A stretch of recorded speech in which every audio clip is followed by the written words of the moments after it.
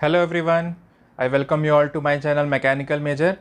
Basic info की series में friend नया वीडियो आप लोग के लेके आ रहा हूँ। टाइटल आप लोग देख सकते हैं, बिकॉज इस टाइटल से रिलेटेड मुझे बहुत सारी क्वेरीज आई थी और ऑलरेडी मैंने उनको एश्योरिटी दी थी कि वो बहुत जल्दी इस पर्टिकुलर टॉपिक से रिलेटेड मैं उनके लिए वीडियो प्रिपेयर करूँगा। तो आज जो टॉपिक है आप लोग देखते हैं, that is DQA naval, directorate of quality assurance naval पे।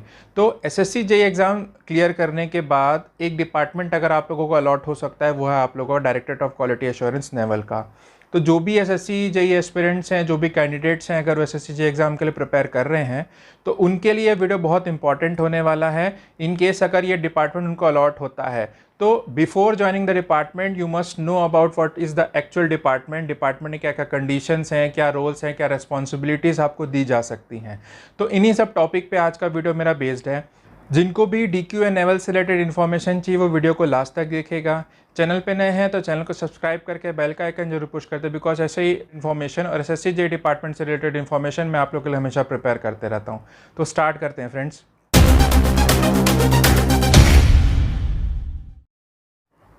SSC JEE एग्ज़ाम क्लियर करने के बाद एक डिपार्टमेंट जो आप लोगों को अलॉट हो सकता है, देखिएगा हमेशा मेरा ये स्टेटमेंट रहता है कि डिपार्टमेंट अलॉट हो सकता है। तो पहले ये चीज़ मैं क्लियर कर दूं आप लोगों को, बिकॉज बाकी वीडियोस में ऐसा मैंने शेयर नहीं किया है। आज मैं बताना चाहूँगा बिकॉज इससे रिलेटेड क्वेरीज आती थी।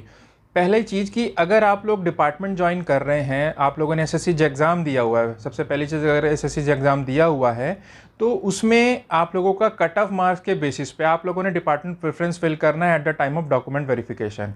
ठीक है, अगर डॉक्यूमेंट वेरिफिकेशन आप लोगों ने एक डिपार्टमेंट का प्रेफरेंस फिल किया हुआ है और अगर आपने 3 से 4 डिपार्टमेंट का कट ऑफ क्लियर कर लिया है तो सबसे पहला अगर आप लोगों ने जो डिपार्टमेंट का प्रेफरेंस रहेगा, डिपेंडिंग अपॉन द पोस्ट, अगर आप लोगों ने डिपार्टमेंट का प्रेफरेंस उसी सीक्वेंस में भरा है सीनियरिटी में और अगर आपका रैंक हाई है तो आपका जो फर्स्ट या सेकंड प्रेफरेंस में जो आपने डिपार्टमेंट फिलअप किया होगा वही डिपार्टमेंट आप लोगों को अलॉट हो जाता है। इसलिए मैं हमेशा आप लोगों को बोलता हूँ कि अगर आप लोगों को डिपार्टमेंट अलॉट होता है, ठीक है, अलॉटमेंट कहने का सेंस यही है मेरा।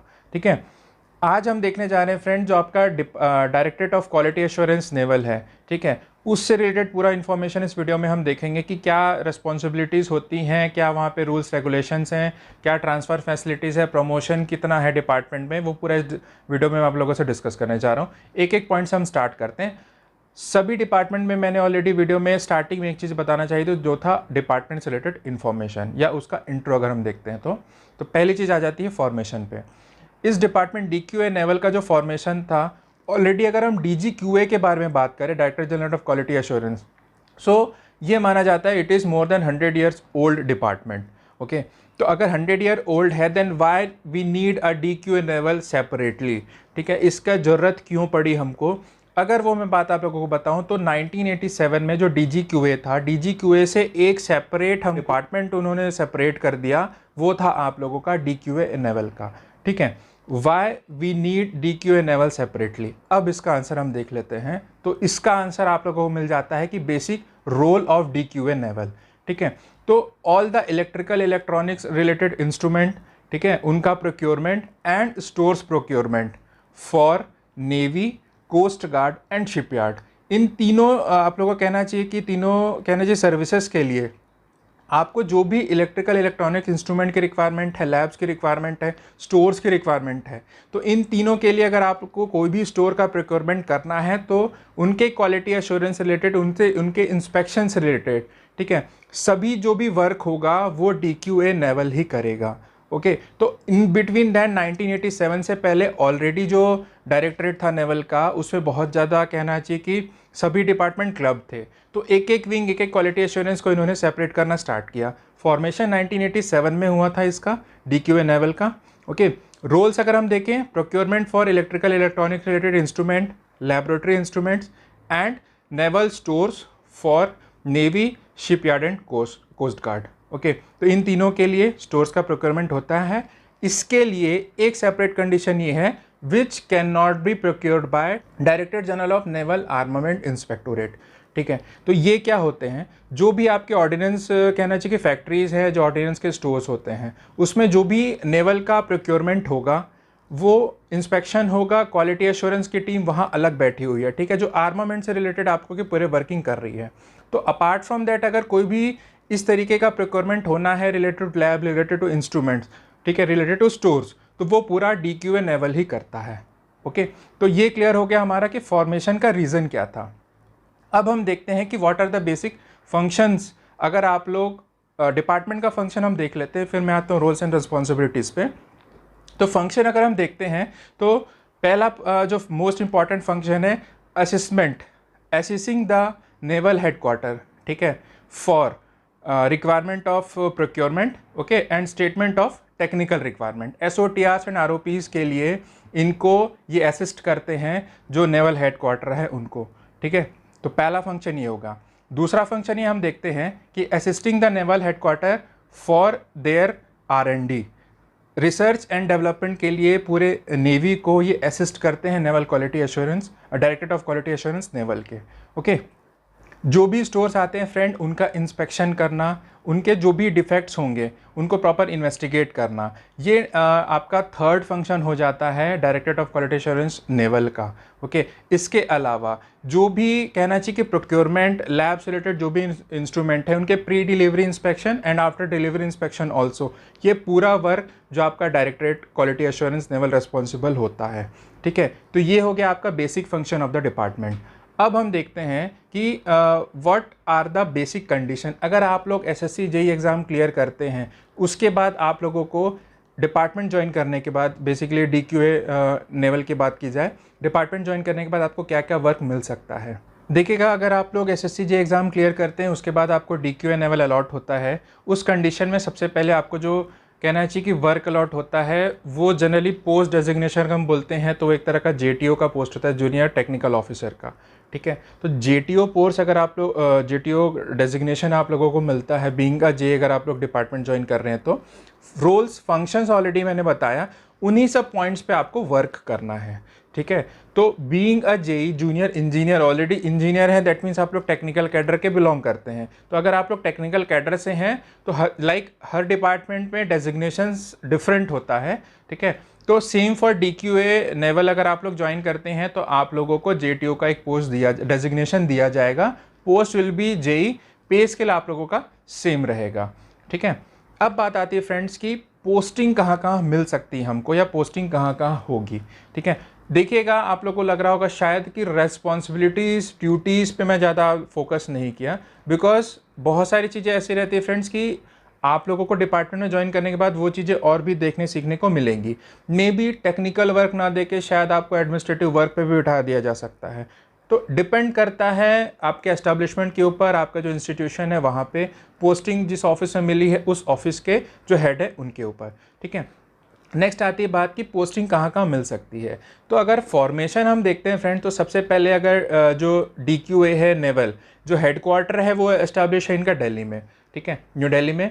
इसके अलावा इनके जो अदर विंग्स हैं उनको कहा जाता है they are being controlled by a controller, ठीक है। तो controller if they are working, तो कंट्रोलर के लिए पोस्टिंग ऑफिसेज भी जो ऑल ओवर इंडिया दिए हुए हैं।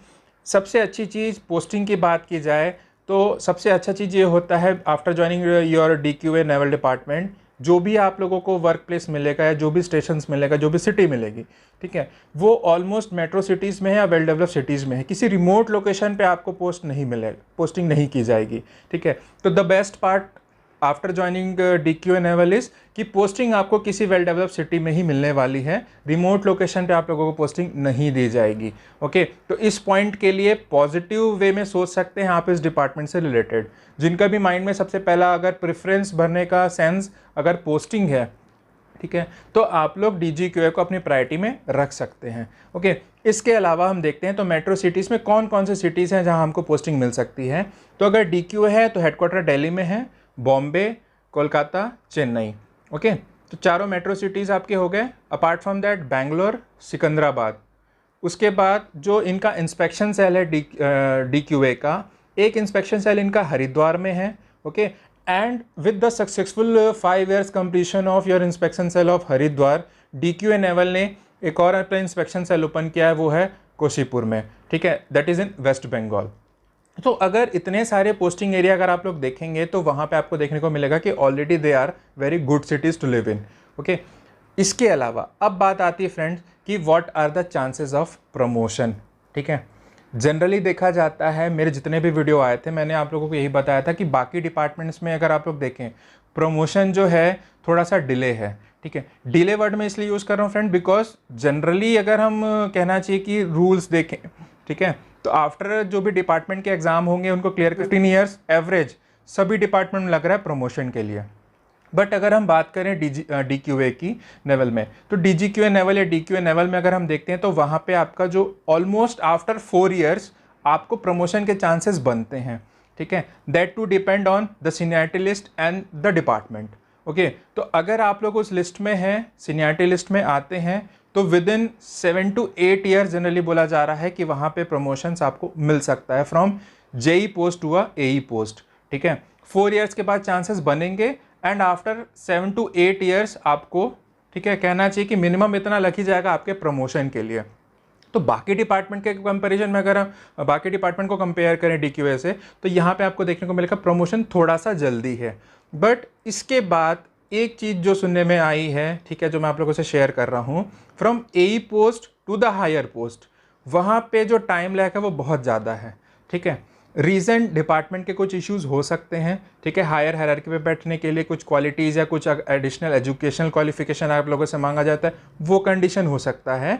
बट यही चीज़ें सामने रिफ्लेक्ट हो रही हैं कि नियर अबाउट 15 to 20 ईयर्स उसके बाद आप लोगों को लगेगा from AE post to the higher post. ठीक है, तो थोड़ा सा डिपार्टमेंट अगर प्रॉफिट जेई टू एई में है, बट एई टू अगर आप लोग ए डबल या डबल ई पोस्ट के लेवल का अगर आप लोग सोच रहे हैं, तो पोस्ट डेजिग्नेशन इंक्रीज करने में थोड़ा सा टाइम लग जाएगा रिलेटेड टू डीक्यूए लेवल पे। ओके, एक चीज़ मैं क्लियर कर दूं, जो जनरली लोगों का डाउट होता है कि जब प्रमोशन आता है तो क्या पे स्केल नहीं बढ़ेगा, तो ऐसा नहीं है। ठीक है, ईयरली इंक्रीमेंट आपका होना ही है। ठीक है, अगर आपके ऊपर कोई भी केसेज या कुछ भी इंक्वायरी नहीं है, जब तक आपका इंक्रीमेंट रोका नहीं गया है, तब तक every year you will get 3% increment. ठीक है, उसके अलावा भी जितना डी आप लोगों का इंक्रीज़ होता है उतनी आपकी सैलरी इंक्रीज़ होगी ही। ओके, 10 ईयर्स के बाद आपका पे स्केल रिवाइज होता है, that is called as MACP, modified assurance career progression. ठीक है, तो MACP अगर आप लोगों का लगता है, डिपेंडिंग अपॉन कि डिपार्टमेंट उन चीज़ों के लिए क्या क्राइटेरिया रखा हुआ है। ठीक है, अगर वो क्राइटेरिया आप लोग फुलफिल कर देते हैं या अगर आप लोगों ने वो सब फॉर्मेलिटीज़ कंप्लीट कर ली हैं, तो आपका 10 साल के बाद एक लेवल इंक्रीज हो ही जाएगा। डिपेंड करता है, अगर आप लोग JEE to AE प्रमोट हो गए हैं, ठीक है, अगर पहले प्रमोशन मिल गया है तो पहले आपका लेवल इंक्रीज हो जाएगा। इन दैट केस उस 10th ईयर पे आप लोगों को इंक्रीमेंट नहीं, आपका जो लेवल है वो इंक्रीज नहीं होगा। एंड दैट टू अगर 10 साल के बाद अगर आप लोग AE बनते हैं, ओके, तो 10वें साल में being a JEE you will be promoted to level 7। उसके बाद आप लोगों को जो लेवल 7 है, ठीक है, उसमें आप लोगों को पे ग्रेड दिया जाएगा, बट JEE रहेंगे आप। AE बनने के बाद भी अगर वो टाइम फ्रेम आपका 10 साल से लेके 20 साल के बीच में है, then to you will be posted in level 7 only. ठीक है, तो इसको चाहे आप लोग प्रॉफिट समझ लीजिए, चाहे एक तरह से इंक्रीमेंट कहना चाहिए कि पोस्ट इंक्रीज होने के बाद एक नुकसान समझ लीजिए, बट ऐसा ही कुछ रूल्स अभी बना हुआ है। ओके, तो प्रमोशन में अगर हम देखते हैं, तो अगर आप JEE to AE जल्दी बन रहे हैं DQA में, but AE to higher post थोड़ा सा टाइम लग रहा है। फ्रेंड, आ जाती है बात ट्रांसफ़र की। ठीक है, उसके बाद आएगा अकोमोडेशन। ट्रांसफ़र मैं बता दूं, ट्रांसफ़र जनरली 7 ईयर्स में आप लोगों को किसी दूसरे स्टेशन के लिए ट्रांसफ़र कर दिया जाता है रिलेटेड टू DQA लेवल पे। ठीक है, दैट मीन्स अगर आप लोग बॉम्बे पोस्टेड हैं 7 ईयर्स के लिए, तो after 7 year may be posted to any other city. That too depend कि अगर आपके पास कुछ ऐसा सॉलिड रीज़न नहीं है वहाँ पे स्टे करने का, पॉलिसी ये बोल रही है डिपार्टमेंट की after 7 years you will be posted to another station. ठीक है, last but not the least आज का जो टॉपिक है वो रहेगा आप लोगों का जो बेसिक एम्यूनिटीज़ होती हैं, उसमें सबसे इंपॉर्टेंट चीज़ आ जाती है आप लोगों का एकोमोडेशंस का। तो जनरली देखा जाता है फ्रेंड्स कि नेवल का अगर जो भी उनकी कॉलोनीज़ होती हैं, DQA नेवल की बात की जाए, DGQA नेवल जो है उनके लिए, कि आपको एकोमोडेशन जनरली प्रोवाइड किया ही जाता है। ठीक है, इन केस एकोमोडेशन ना हो, मैरिड हैं अगर आप लोग, तो मैरिड एकोमोडेशन आपको डेफिनेटली मिल ही जाता है। ओके, जिस भी आप लोग कहना चाहिए कि सिटी में पोस्टेड है, तो अनलेस एंड अनटिल आप लोग क्वार्टर लेने से, गवर्नमेंट अकोमोडेशन लेने से डिनाई करेंगे तो। ओके, जो सिंगल्स हैं उनके लिए भी या तो सिंगल लिविंग प्रोवाइड की जाती है, ट्रांजिट स्टे उनको प्रोवाइड कर दिया जाता है। ओके, बट अगर वो ट्रांजिट स्टे प्रोवाइड किया जा रहा है, दैट मीन्स HRA आप लोगों का एडमिसिबल नहीं होगा। ओके तो आज के वीडियो में फ्रेंड हमने पूरे DQA से रिलेटेड टॉपिक कवर अप किया हुआ है। ठीक है, जिनको भी और इस पर्टिकुलर डिपार्टमेंट से रिलेटेड डाउट होगा वो कमेंट बॉक्स पे आके कमेंट जरूर करेंगे। टेलीग्राम चैनल है, वहाँ पे आके आप लोग इन टॉपिक्स को डिस्कस कर सकते हैं। तो आज के वीडियो में फ्रेंड्स इतना ही। वीडियो जिनको भी अच्छी लगे वीडियो को लाइक कीजिएगा, चैनल पे नए हैं तो चैनल को सब्सक्राइब जरूर कीजिएगा और बेल आइकन में जो ऑल का नोटिफिकेशन है उसको जरूर पुश करिएगा, बिकॉज उससे जितने भी मेरे आगे अपकमिंग वीडियोस हैं वो डायरेक्ट आपको नोटिफिकेशन मिल जाया करेगा। Okay, thank you friends.